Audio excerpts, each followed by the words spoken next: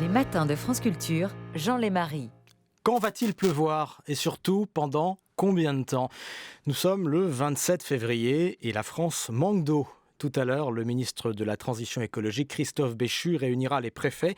Le gouvernement prépare des mesures de restriction. Sommes-nous prêts à nous adapter à cette situation individuellement et collectivement? C'est ce que nous allons voir avec nos deux invités que je salue.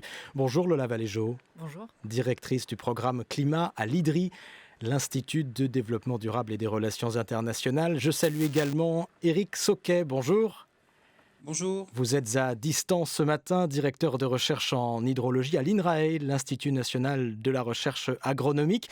Éric Sauquet, nous sommes en plein hiver, il fait froid d'ailleurs ce matin, et nous parlons déjà de sécheresse. Est-ce la première fois? Est-ce que ça vous surprend?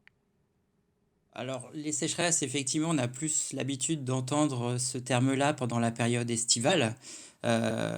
C'est ce qui réunit ce phénomène en été et puis ce que l'on constate aujourd'hui, c'est un déficit pluviométrique, c'est-à-dire l'absence prolongée de précipitations qui viennent d'une part bénéficier au sol, bénéficier aux aquifères et puis également aux rivières.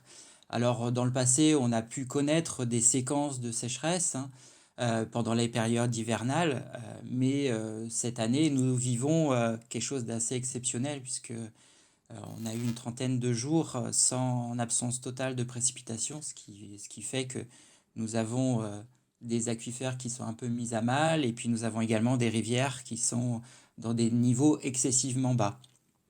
Quelle est la situation, si on devait l'évaluer sur une échelle par rapport à la situation normale pour les nappes phréatiques, pour le niveau de pluie? On en est où là? Alors, mon regard, il est plus basé sur ce qui se passe dans les rivières, mais c'est révélateur en gros de tout, de l'ensemble des composantes du cycle de l'eau. On est aujourd'hui sur certains cours d'eau.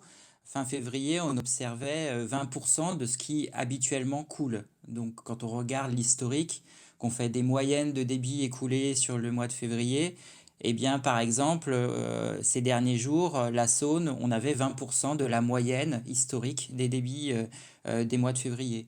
Sur certains cours d'eau, on est dans une situation où on a des assecs dans le sud de la France. Ça veut dire une rivière complètement à sec, sans aucun écoulement. On a des valeurs globalement qui peuvent ressembler à des valeurs qu'on observe usuellement en été. Voilà, donc pour vous donner un panorama assez noir quand même de la situation.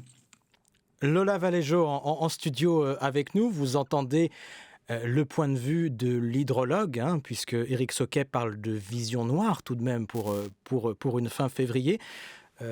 Êtes-vous surprise, vous qui avez, je le rappelle, au sein de l'IDRI, la charge du programme climat, donc vous voyez la situation, vous n'êtes pas ni météorologue, ni climatologue, ni hydrologue. Qu'est-ce qui vous surprend et qu'est-ce qui vous ne surprend pas dans la situation que nous vivons aujourd'hui?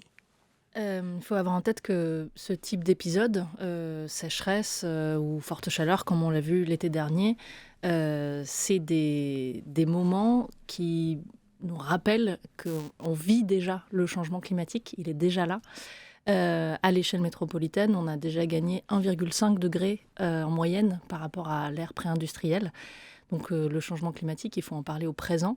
Et finalement, ce type d'événement, donc sécheresse hivernale, sécheresse des fleuves, sécheresse des sols, sécheresse météo, l'absence de pluie, qui se combinent et qui vont avoir des effets potentiellement très graves pour les mois à venir, c'est aussi un révélateur de l'importance qu'il faut accorder au changement climatique et la nécessité de l'intégrer d'ores et déjà dans l'ensemble de nos politiques et l'ensemble de nos usages, notamment de l'eau, mais aussi de l'énergie. On a beaucoup parlé de ces questions il y a quelques mois et finalement on voit qu'il faut appliquer les mêmes principes à la gestion des ressources rares que sont l'eau. Le mot-clé, celui qu'on a beaucoup entendu les derniers mois et que nous allons probablement beaucoup entendre encore dans les prochains mois, c'est le mot sobriété. Je vous propose d'écouter Emmanuel Macron. Ce week-end, il était au Salon de l'Agriculture. Sur la sécheresse, on va se doter d'une planification en la matière. On a, ces derniers jours, transmis au Conseil d'État un décret pour mieux réutiliser les eaux usées. on doit mieux utiliser nos eaux, avoir moins de fuites, préserver justement les choses. On doit mettre en place des structures partout sur le territoire pour permettre ces rétentions collinaires, permettre aux agriculteurs de fonctionner. Et la nation a besoin de faire sur l'eau, comme on l'a fait sur l'énergie, une forme de plan de sobriété. C'est-à-dire qu'on doit tous, nous citoyens, industriels, services, collectivités locales, agriculteurs, faire attention à cette ressource qui devient rare. C'est ce que je disais en fin d'été, c'est la fin de l'abondance. Et donc il faut qu'on aille vers des comportements de sobriété dans nos pratiques. Vous l'entendez, Lola Valéjo, le président de la République ce week-end, la fin de l'abondance, encore une fois, qu'en pensez-vous ? Le constat est le bon. Je repense à une autre phrase qui m'avait un petit peu heurtée sur qui aurait pu prévoir l'état dans lequel on se trouve aujourd'hui. Je pense Discours des vœux le 31 décembre. C'est effectivement le bon moment pour se poser des questions.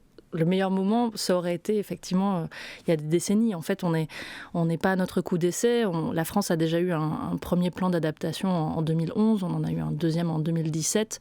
Là, c'est vrai qu'on a une grande opportunité pour se poser les bonnes questions. Pas uniquement par le petit bout de la lorgnette et en tirant le frein à main sur l'utilisation maintenant avec les sécheresses qu'on a déjà devant nous, mais pour lever un peu le nez et regarder peut-être un petit peu plus loin sur ce qui est en train de devenir la nouvelle normale quelque part et se reposer la question des usages. C'est là où je rejoins effectivement l'usage du terme sobriété, il est le bon parce qu'il faut re-questionner les usages, que ce soit pour l'énergie ou pour l'utilisation de l'eau.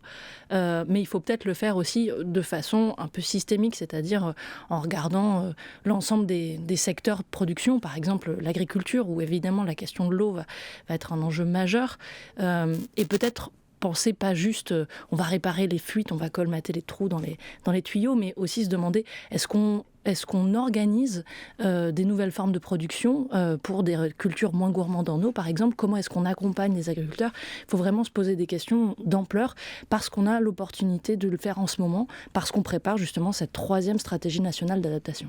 Vous mettez le doigt là sur un point évidemment important, c'est la question des leviers les plus efficaces au niveau individuel, au niveau collectif, secteur par secteur. Posons la question à l'hydrologue.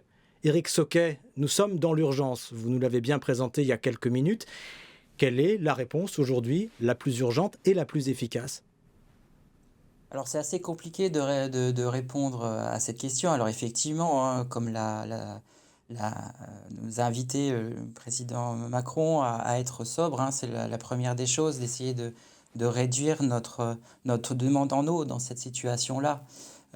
Au-delà de ça, effectivement aussi, il faut essayer de penser, alors la sécheresse de l'année dernière, et puis on va dire malheureusement cette opportunité de cette année nous incite à repenser des systèmes, hein, comme ce qui vient d'être dit, c'est-à-dire d'avoir une vision un peu, pas que de l'eau en tant que telle, mais des systèmes, notamment pour l'agriculture, de savoir quelle agriculture on veut, quelles pratiques on peut mettre en place qui soient bénéfiques à la fois pour l'environnement et pour l'eau. Il y a beaucoup d'éléments à regarder. Il n'y a pas une seule solution parce que les territoires sont très très différents. Il y a des secteurs où on pourra jouer, par exemple, sur des économies en améliorant les rendements. Il y a d'autres secteurs où on est déjà au maximum et c'est certainement pas ce levier qu'on va mobiliser. Donc, il faut avoir en tête que ce soit dans la crise ou même dans l'adaptation, il n'y a pas une seule solution, mais il y en a plusieurs. Et il faut jouer sur plusieurs tableaux. C'est pas avec une seule solution qu'on va guérir malheureusement tous les maux liés à la sécheresse et à l'absence de ressources en eau. L'agriculture et l'irrigation représentent la moitié de la consommation d'eau potable en France. Est-ce que vous voyez les pratiques changer en ce moment, vous, Éric Sauquet ? Alors je le vois au travers évidemment de ma vision de chercheur. C'est vrai qu'il y a des communautés d'agriculteurs qui essayent notamment d'encourager aux pratiques d'agriculture de conservation, hein, notamment c'est des travailler les sols pour favoriser l'infiltration. Il y a des pratiques qui émergent qui aujourd'hui ne sont pas généralisées parce que ça nécessite pour d'autres agriculteurs de changer complètement leur façon de faire, leurs pratiques. Et ils s'interrogent justement pour changer pas du jour au lendemain, mais avec un échéancier assez court, hein, quand on voit le rythme du changement climatique.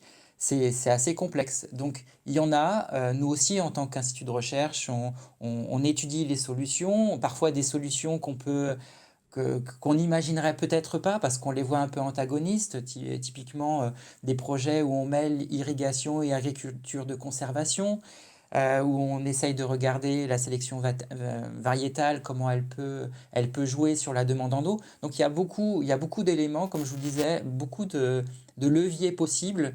Et on essaye d'apporter notre regard de scientifique et y compris d'accompagner ensuite les décideurs dans les solutions les plus pertinentes. L'usage de l'eau provoque évidemment des frictions, des tensions, parfois des affrontements.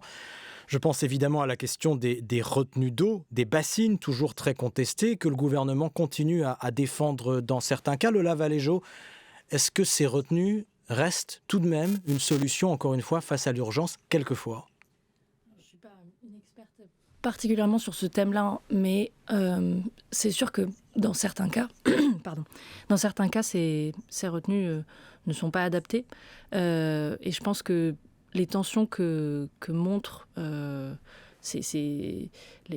tensions dont vous avez parlé, elles montrent l'importance justement d'anticiper et d'organiser des discussions au niveau local. Et la puissance publique, elle a un vrai rôle là-dessus. On a énormément d'expertise sur ces thèmes-là qu'il s'agirait de mobiliser davantage. Mais pour faire quoi ? Vraiment du cas par cas ? Je pense qu'il faut faire du cas par cas, mais schématiquement, c'est sûr que les retenues collinaires, on peut pas dire que ça va être des choses à généraliser, parce qu'on comprend instinctivement que c'est des choses qui favorisent l'évaporation. Et aussi, ce qu'on met dans des retenues, c'est des choses qu'on prend aux nappes phréatiques et donc qui sont pas forcément les mieux placés pour ensuite aider à faire face aux étés très chauds qu'on pourrait avoir. Donc les retenues collinaires, c'est vraiment des choses à regarder au cas par cas, mais quand même la balance des preuves est sur le fait de faire attention à ce genre de solutions. On a tendance à voir à courte vue parce qu'évidemment il y a des enjeux financiers très importants, mais c'est aussi pour ça que je parlais de l'importance de la planification et de regarder un peu le temps long, ce qui est aussi parfois très difficile quand on est déjà au pied du mur et que la question se pose de manière aiguë, comme c'est le cas maintenant. Éric Soquet, qu'en pensez-vous sur ces retenues collinaires, sur ces retenues d'eau qui suscitent toujours beaucoup de tensions, je le disais ? Elle suscite effectivement beaucoup de tensions. Ce qu'on peut également lui reprocher, c'est d'être d'une certaine manière un frein à l'évolution, c'est-à-dire que des pratiques. C'est-à-dire que donner de l'eau aujourd'hui avec les pratiques actuelles, je veux dire, c'est juste temporaire comme solution. On voit très bien que c'est tous les usages de l'eau qui doivent être discutés, réfléchis, y compris l'usage agricole. Une bassine posée dans le paysage pour un usage en particulier, ça ne va pas forcément dans le bon sens. L'eau est un bien commun. Et souvent, ces bassines sont perçues comme des verrues dans les paysages pour un seul usage, avec derrière un frein aux évolutions, quel type d'agriculture on veut sur le territoire. Si on met de l'eau à disposition, on aura tendance à maintenir de manière temporaire jusqu'où on peut, d'une certaine manière par rapport au climat. Et donc, ça peut être vraiment perçu comme un frein à l'adaptation des territoires dans leur ensemble face au changement climatique. Plus en ce qui vient d'être dit sur des prélèvements hivernaux. Cette année, par exemple, ça paraît complètement inconcevable de prélever dans des nappes, vu que les nappes sont au niveau le plus bas, dans certains secteurs. Donc il y a une vraie difficulté des vraies réflexions sur ces infrastructures, en tout cas. Qu'est-ce qui nous attend pour cet été, Éric Soquet, en termes d'eau, de niveau d'eau, d'accès à l'eau ? Est-ce que les difficultés d'aujourd'hui sont rattrapables ? Est-ce que la situation peut s'améliorer d'ici l'été ?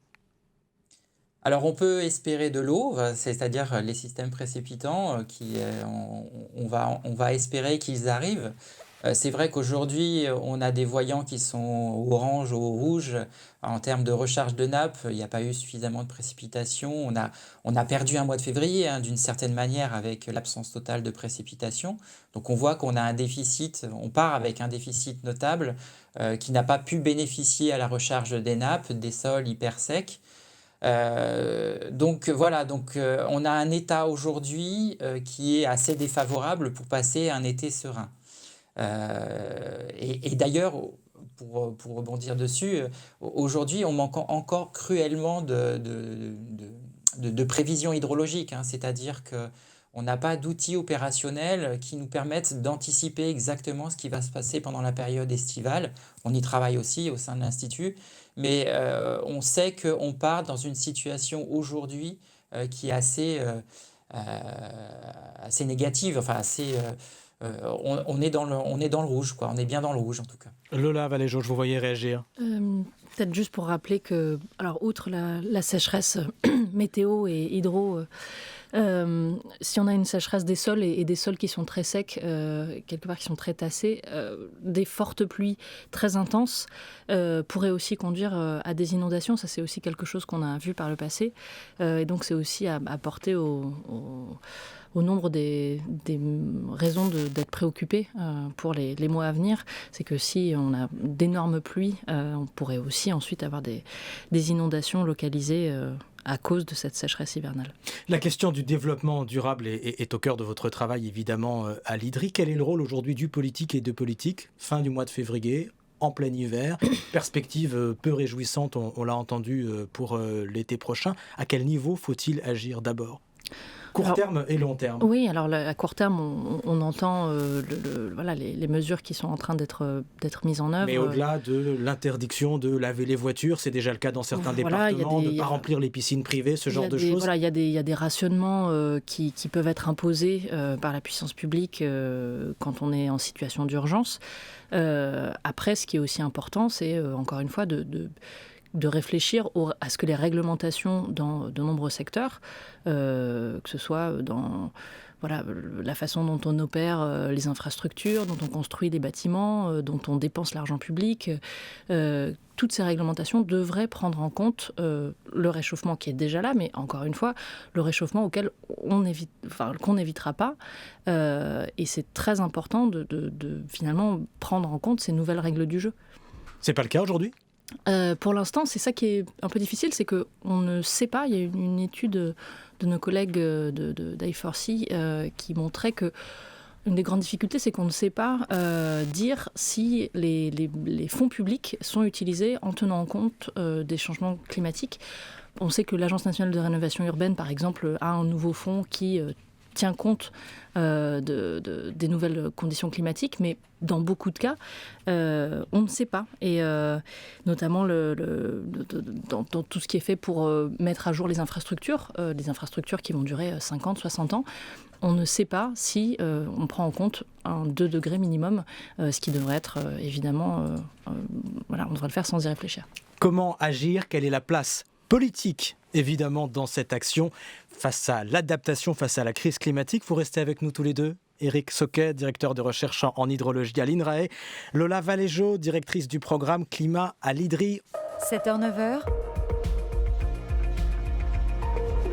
les matins de France Culture, Jean Lémarie. Nous sommes toujours avec Éric Soquet, directeur de recherche en hydrologie à l'INRAE, l'Institut national de recherche agronomique, et avec Lola Valéjo, directrice du programme Climat à l'IDRI, l'Institut de développement durable et des relations internationales. On le rappelait tout à l'heure dans le journal, cet hiver est beaucoup trop sec. La France manque d'eau. Le gouvernement prépare des mesures de restriction. Le ministre de la Transition écologique, Christophe Béchu, réunira tout à l'heure les préfets. Sommes-nous prêts, individuellement, collectivement, à nous adapter à cette situation ? Les politiques ont-ils une réponse globale, pas seulement pour les prochains mois, mais pour le moyen terme, pour le long terme ? Voilà les questions que nous nous posons ce matin. Lola Valéjo, c'est intéressant parce que vous avez à l'IDRI à la fois un regard national et puis un regard international sur les politiques d'adaptation. Si vous étiez, vous, au pouvoir, on vient d'entendre le billet politique, où mettriez-vous l'accent d'abord ? Je pense que ce qui est très important, c'est que le politique prenne ses responsabilités de définir à quel niveau de risque on est prêt à se préparer et quelles hypothèses on fait. Je pense que Christophe Béchu a déjà commencé à donner des idées là-dessus en disant imaginons qu'on s'adapte à un monde où on tient en gros l'accord de Paris, c'est-à-dire un monde à 2 degrés de réchauffement climatique, et un monde où on ne le tient pas et on continue dans le tendanciel avec les politiques actuellement sur la table, donc un monde à 3 degrés. moi, je pose la question, est-ce qu'on ne devrait pas aussi même ouvrir un troisième scénario qui serait plutôt même une dégradation des politiques actuelles et se préparer à des niveaux de réchauffement potentiellement encore plus élevés. C'est-à-dire par exemple, là, on voit qu'il y a un rebondissement du charbon en Asie, étant donné le renchérissement des prix du gaz, étant donné que l'Europe arrête d'utiliser le gaz russe et crée des tensions sur les marchés du gaz internationaux. Ça veut dire qu'on a actuellement des politiques mises en œuvre et des engagements qui sont pris, mais quid de si ces engagements ne sont pas tenus et finalement, l'adaptation, c'est aussi se préparer à des scénarios potentiellement plus graves. Mais en tout cas, le rôle du politique, ce serait justement de préciser à quoi on s'adapte et puis de faire un énorme effort de cohérence pour que ça irrigue l'ensemble des réglementations existantes dans le bâtiment, dans l'infrastructure. On pourra détailler ensuite. Envisager le ou les scénarios du pire, aller encore au-delà de ce qu'on imagine aujourd'hui, c'est ça ? Oui, c'est en partie ça finalement. Enfin, on a finalement été très timide pour l'instant pour l'adaptation parce qu'on avait peur qu'il y ait une sorte d'aléa moral. C'est-à-dire que si on envisage l'adaptation, est-ce que quelque part c'est dire qu'on abandonne les efforts de réduction des émissions ? Or, on voit très bien maintenant qu'on ne peut pas faire l'un ou l'autre et qu'il faut faire les deux et qu'on a vraiment besoin d'accélérer pour l'adaptation. Mais il y a quelques jours encore, justement, Christophe Béchu, le ministre de la Transition écologique, a envisagé un scénario d'augmentation de 4 degrés des températures en France, 4 degrés par rapport à l'ère pré-industrielle. Et certains lui ont reproché d'évoquer cette perspective. On l'écoute et on en reparle. Préparer notre pays à 4 degrés, ça veut dire anticiper beaucoup de changements. À 4 degrés, c'est les 2/3 des stations de ski qui manqueront de neige dans les Alpes. À 4 degrés, la neige de culture, elle suffira pas à remplacer la neige naturelle. À 4 degrés, on aura 5 fois plus de sécheresse. On aura une augmentation des jours de canicule qui sera beaucoup plus intense. Donc, à 4 degrés, on va atteindre jusqu'à 1,20 m d'augmentation des eaux dans la deuxième moitié du siècle.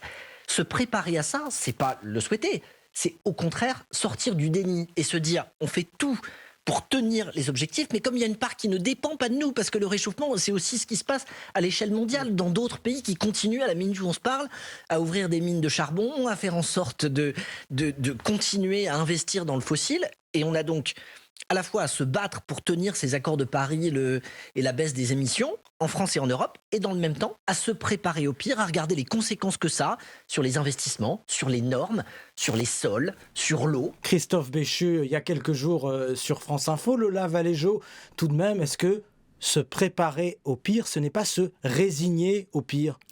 Non, et je pense que c'est vraiment une idée qu'il faut battre en brèche très fortement, parce que tout simplement, ça dépend de logiques différentes. On peut et il faut être exemplaire dans la politique de réduction des émissions. Donc on a des objectifs alignés avec la science. Pour l'instant, on n'a pas encore les politiques et mesures pour les atteindre, et c'est le cas de la plupart des pays. Mais on est, encore une fois, au présent, quand on parle de changement climatique, en France, on est déjà à 1,7 degré par rapport à l'après-industriel. Et finalement, un été à plus 4 degrés, c'est l'été de 2022. Donc, tout ce que le ministre a détaillé, c'est des extrêmes qu'on peut déjà voir et qu'il faut prévoir comme la nouvelle normalité. Moi, je pense qu'il faut vraiment battre en brèche cette idée de l'aléa moral. C'était peut-être vrai il y a 30 ans. L'adaptation, on n'osait pas trop en parler, c'était un tabou. C'est plus vrai maintenant. Je pense que là, ça a beaucoup changé. L'agriculture, ils sont évidemment aux avant-postes parce qu'ils voient les changements et ils ont déjà commencé à prendre certaines mesures. Beaucoup plus. Enfin, il y en a d'autres plus systémiques qu'il faudrait accompagner. Mais là, tout le monde est en train de se rendre compte que le changement climatique, c'est beaucoup plus tangible dans la vie des gens aujourd'hui. C'est pour ça qu'il faut vraiment accélérer, sans rien lâcher, évidemment, sur les questions de réduction d'émissions. Éric Soquet, à quel niveau de normalité, je reprends le mot de Lola Valéjo, devons-nous nous préparer de manière très pragmatique, et je m'adresse aussi aux scientifiques, à l'hydrologue que vous êtes? C'est compliqué, là, niveau de normalité, en tout cas, le plus 2 degrés, le plus 4 degrés, c'est très difficile de dire sur lequel il faut se baser. C'est vrai que ce plus 2 degrés Celsius, c'est nos accords de Paris. Il faut essayer de les maintenir à cet objectif, de toute façon. le plus 4 degrés va nous montrer d'une certaine manière ce que l'on gagne à effectivement engager une politique d'atténuation. Donc il y a ces deux éléments qui sont à intégrer. Et quand on parle de plus de degrés ou plus 4 degrés, c'est effectivement masquer les extrêmes, hein. C'est-à-dire que derrière, c'est évidemment des extrêmes beaucoup plus importants, les vagues de chaleur beaucoup plus importantes notamment. Donc c'est tout un paysage qui va changer, des territoires qui vont complètement changer. Et dans cette perspective, c'est des adaptations brutales, hein. On va passer de... C'est pas comment on va dire, une adaptation incrémentale qu'il va falloir faire. Il va falloir parfois engager des vraies ruptures parce que certains usages, certaines pratiques ne seront effectivement beaucoup moins possibles, voire pas du tout possibles aux différentes échéances. Par contre, les échéances, on les connaît pas encore aujourd'hui. Le climat évolue, les trajectoires sont nombreuses aujourd'hui. Il y a encore des incertitudes, mais c'est sûr que le climat d'hier, c'est pas celui d'aujourd'hui, ce sera pas celui de demain, et qu'on a beaucoup de clés en main, que ce soit pour l'adaptation comme pour l'atténuation. Est-ce que l'État aujourd'hui, est-ce que les politiques au pouvoir, pour vous, prennent la mesure de cette rupture nécessaire? Rupture politique, là aussi. Alors, j'ai du mal à répondre parce que je suis un hydrologue, un physicien, mais dans mes discussions, dans les projets que je peux avoir de recherche, hein, on a une vraie volonté d'aller partager les connaissances avec les politiques. Là, actuellement, il y a un gros projet qui s'appelle Explore 2, où on va élaborer des projections du climat et de l'hydrologie en France métropolitaine entre aujourd'hui et la fin du XXIe siècle. Et tout ça doit nourrir des prospectives territoriales et des solutions d'adaptation notamment. Donc il y a une vraie prise de conscience, hein, ça c'est clair. La complexité, c'est le nombre de leviers qui peut exister et les tensions qui existent aujourd'hui dans les usages et les décisions à prendre vis-à-vis de certaines activités, hein, dans les années à venir. Mais alors, essayons d'être encore une fois le plus concret possible. Le gouvernement doit présenter dans les prochaines semaines un plan eau. Il y a aussi des plans successifs d'adaptation au changement climatique, à la crise climatique. Quelles mesures attendez-vous aujourd'hui, vous, encore une fois, avec votre regard et vos connaissances d'hydrologue? Alors concrètement, ça va être assez, comme je vais dire, c'est encore assez compliqué, mais c'est vrai de rappeler ces éléments relatifs au partage de la ressource en eau. C'est un élément central dans les discussions et dans l'adaptation. Vraiment ancrer une politique autour de ce partage. Mais qu'est-ce que ça veut dire, par exemple, décider qu'on fixe une certaine quantité d'eau attribuée à l'agriculture, attribuée à l'usage des particuliers, y compris quand je suis chez moi, que je me brosse les dents, que je prends une douche? Par où est-ce que ça passe? Alors, ça passe déjà par une prise de conscience, par l'éducation, par effectivement, alors pour certains usages, de rappeler ce qui est effectivement prélevable sans remettre en péril les milieux. Donc, c'est des choses qui existent actuellement. Mais ce qui est à mon avis assez important aujourd'hui, ce qui manque peut-être, c'est tout ce qui relève de l'accompagnement. C'est-à-dire que quand on modifie des pratiques, il faut forcément donner les clés de nouvelles pratiques et les bonnes clés et peut-être renforcer cet aspect accompagnement qui peut manquer aujourd'hui dans certains secteurs. Donnez-nous un exemple. Agricole. Mais passer par exemple à une agriculture de conservation, donc ce que j'évoquais tout à l'heure, de modifier les pratiques sur les sols, qui peut être un gain bénéfique pour tous les phénomènes d'infiltration. Tous ces éléments-là qui ne sont pas forcément très très connus aujourd'hui et qui nécessitent un savoir-faire, alors qui existe de manière locale chez certains agriculteurs, mais qui ne sont pas forcément généralisés. Lola Valéjo, les conséquences de ces pratiques. comment déterminer le partage de l'eau? Est-ce que l'État doit poser des lignes extrêmement claires? Est-ce qu'il faut une police de l'eau? Je pense que typiquement quand on parlait de l'agriculture tout à l'heure, il y a tellement de différentes thématiques et de stress qui s'appliquent actuellement à ce secteur. Il y a la question, on en parlait tout à l'heure dans le biais politique du niveau de revenus des agriculteurs, la question de leur l'âge moyen. Il y a aussi la question de quelle politique agricole commune on met en place au niveau européen.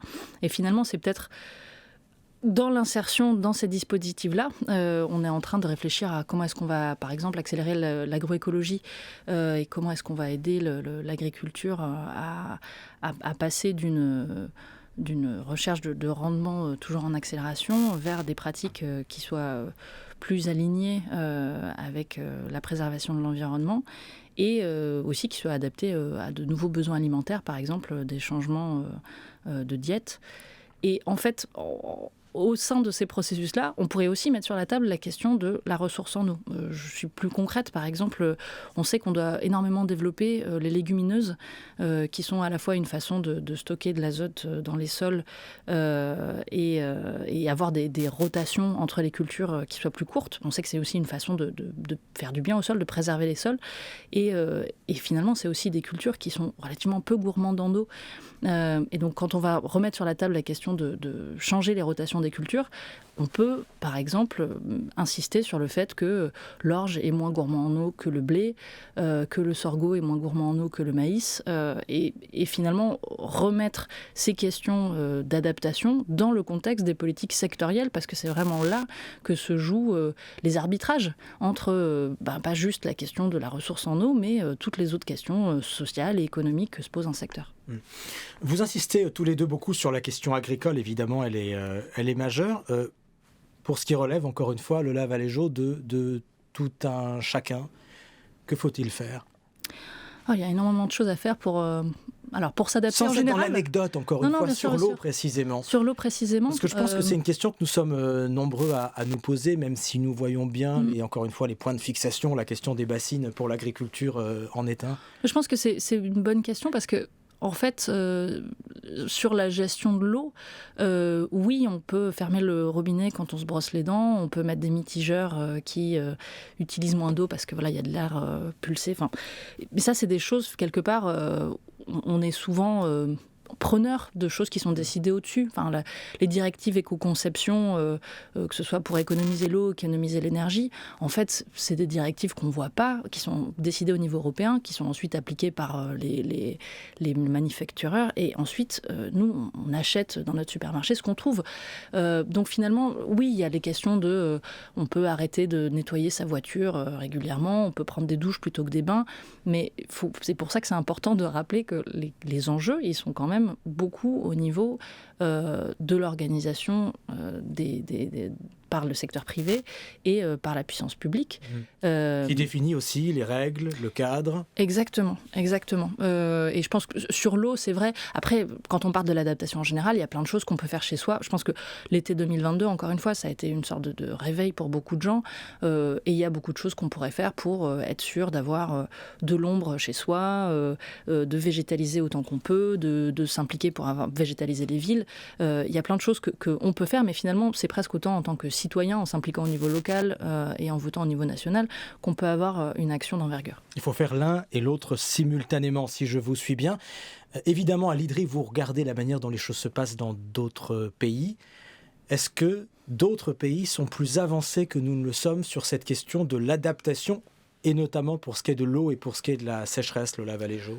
Alors en France, on a énormément de connaissances. Je pense que ce qui a manqué pour l'instant, et qui est peut-être l'opportunité qu'on voit cette année, c'est que le politique fasse un relais entre toutes les connaissances qu'on a, que produit Météo France, que produit l'ONERC, et en fait la réglementation. Quand on n'a pas si on n'a pas de mécanisme un peu contraignant qui s'impose au secteur économique, et bien tout simplement ça va rester lettre morte.